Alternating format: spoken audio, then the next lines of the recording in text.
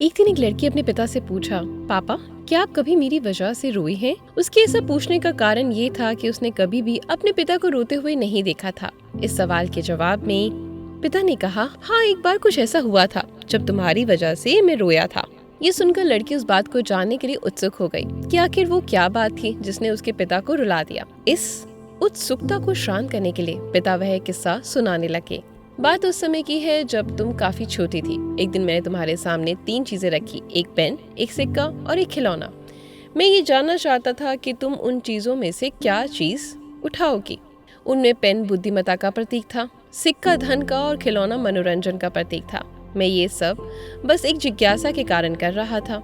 मेरे लिए ये जानना बहुत रोचक था कि मेरी बेटी के लिए आगे जाकर क्या सबसे अधिक मायने रखेगा। मैं तुम्हारे सामने बैठकर बेसब्री से तुम्हारे अगले कदम का इंतजार कर रहा था।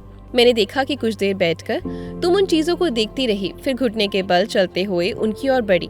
जब मैंने तुम्हें आगे बढ़ते हुए देखा तो मेरी धड़कनें मानो रुक सी गई थी, लेकिन अगले ही पल तुमने उन सभी चीजों को अपने हाथ से एक तरफ हटा दिया और आगे बढ़कर मेरी गोद में चली आई। बस यही वो पल था जब मेरा दिल भर आया था और तुम्हारी वजह से मैं रो पड़ा था। ये किस्सा सुनकर लड़की की आंखों में आंसू आ गए।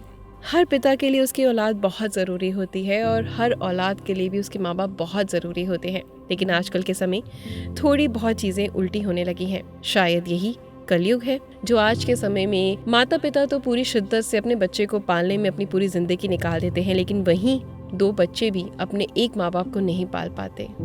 अगर आपको मेरी ये कहानियाँ दिल को छूती हैं तो वीडियो को लाइक और शेयर ज़रूर करें, चैनल को सब्सक्राइब करें। धन्यवाद।